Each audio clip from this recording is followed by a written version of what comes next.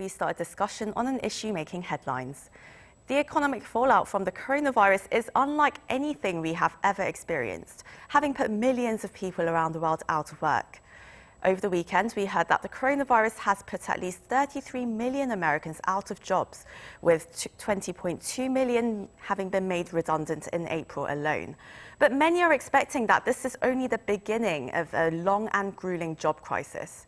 To talk about what to expect and how the job market will change over the course of the pandemic, we have joining us today Shaun Roache, Asia-Pacific Chief Economist at S&P Global Ratings, and Byung-joo, a professor at Hankuk University of Foreign Studies in Seoul. My first question to you, Dr. Roache.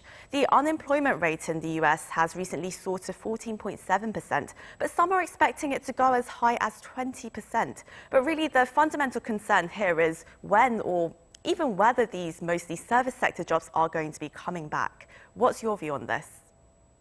Well, let's remember that this is a health crisis, not initially an economic crisis. And one might think that once the health crisis is resolved, that the jobs will quickly return. But there are two problems with that. The first one is that even as economies exit lockdowns, I think we're looking at a period of a complicated transition where we're not at business as usual and we're not in a full lockdown either. Certain activities are going to remain depressed, and that's going to weigh on service sector activities, and it's going to weigh on hiring. The second reason is that, as you mentioned, the response to COVID-19 is hitting the service sector particularly hard, and small and medium-sized enterprises are the biggest employers in those sectors. In fact, small and medium-sized enterprises of employees of less than 10 people employ 1/3 of total employees across the OECD. In fact, SMEs in general employ 2/3 of total employees across the OECD. So if SMEs are going to be in trouble because of COVID-19, and the early indication is that they will be, it's going to be hard for them to retain these jobs and then to start rehiring quickly, even if things get back to normal. Right, so it's not going to be easy to recover all these jobs, after the pandemic. Well, Dr. Kim, it took over a decade for US employment to actually recover from the 2008 global financial crisis. Do you think this pandemic will also be followed by a long recovery process? And what does this actually mean for first-time job seekers, especially young people? As Dr. Roache indicated, the case that we are experiencing right now, as we speak, is quite different from probably what we remember back in 2008. 2008 crisis was let's say if cash or money is like blood for the body, the heart, the financial sector kind of melted down, the trouble originating from New York. And the financial sector, because of the heavy securitization of mortgage and so on, experienced meltdown, and because the heart, which is the financial sector of the economy, stopped, the blood supply for different parts of the body kind of stopped, and then so all different organs of the body were damaged. So 2008 crisis was very extensive damage that we experienced at that time. This time, I don't think we really understand, what kind of impact we will have at this point as we speak, because this is primarily caused by the external shock.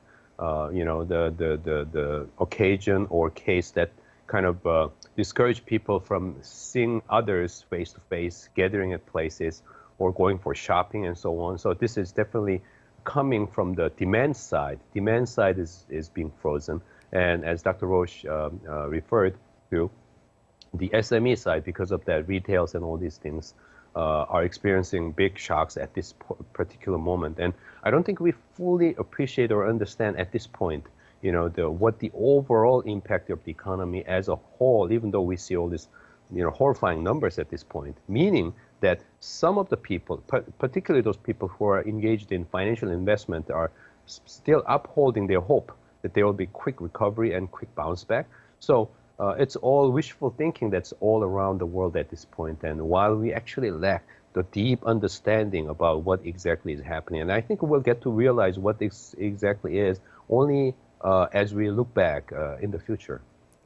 So what you're saying is that we really don't know how this is going to impact all economies, and really it's a demand-side shock as well, and we really can't anticipate what's down the road for us. Well, Dr. Roache, why will this job crisis be particularly devastating for the Asia-Pacific region? I believe you recently released a report on this. Which countries are going to be the hardest hit, and how should governments really protect those who are disproportionately hit?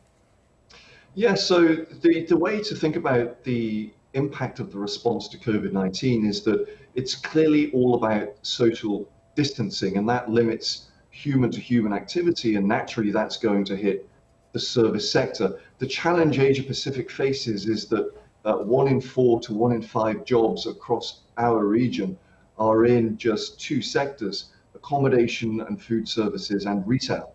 And these are the hospitality and shopping sectors that are very hard hit by the response to COVID-19. Shops are closed, restaurants are closed, and that's putting employers in these businesses under severe pressure. So clearly that's going to be hitting the service sector. That's where most of the jobs are.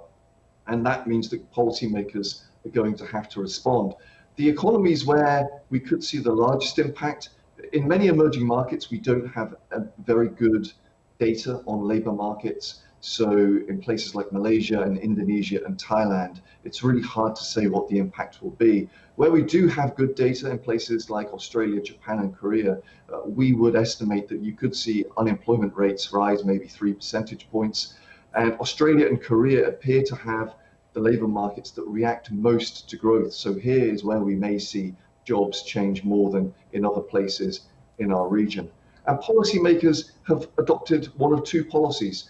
The first policy they've tried to adopt is to ensure that employers hang on to their workers during this period. So the way they've tried to do that, for example, is by subsidizing wages. We've seen that approach across the region from Hong Kong and Singapore to Australia and New Zealand. It's an expensive approach, but I think it's quite a smart way to try and ensure employers remain connected with their employees. The other approach that we've seen from policymakers is to let unemployment happen, to make sure that once people have lost their job, they actually have higher income while they're unemployed. That's the approach we've seen in the United States, for example. The problem with that approach appears to be that it doesn't stop unemployment from rising, and that's why we've probably seen why the unemployment rate in the United States has gone up so much more than it has in many other economies. Right, as you mentioned, the United States and countries in Asia and Europe, they're taking quite different approaches to stabilizing jobs, either letting unemployment happen or trying to make employers hold on to their employees for as long as possible. Well, Dr. Kim, compared to these millions of layoffs that we're actually seeing in the US, like I said, the countries like Germany, they're initiating more flexible working conditions, while the UK government is subsidising up to 80% of wages. Which approach do you think is needed to, in this pandemic scenario, to stabilise people's livelihoods and somewhat secure their prospects of finding work in the future? Because we do not fully understand at this point of the nature of this coronavirus-caused economic shock here, my opinion is, and then I think opinion of the majority of the analysts is that we need all the measures we can garner together and just use and test and see which one works. In countries like Germany, you mentioned, the work sharing. Those kind of systems works better in countries that have more of the communitarian spirit, where people tend to cooperate better, closer, in a closer manner than other countries. But in UK, where they do not have as much of a communitarian tradition, but more liberal tradition of individual freedom and so on. I guess we need wage support and so on. In Korea's case, we have seen wage support big time, and also cash infusion to support and boost up the demand side as well. And those are all good ideas. And so my point is that depending on the nature of the society and inclination of the society, some of the prescriptions probably will work better than others. But at this point, because we do not fully understand the nature of the shock and then its magnitude that will be resulted in the future altogether, the total size of it, we will need all the measures that are available in our hands. So what you're saying is, again here, like one size doesn't fit all. So countries, they really will have to be rather creative about how they're going to deal with unemployment. Well, Dr. Roache, for those who do get their jobs back after this pandemic, will it be under the same terms and conditions? It may well accelerate some job market trends that were already underway actually across Asia Pacific. What we have seen over the last 10, 20 years is a rise in the share of casual workers, part-time workers, and of course the gig economy.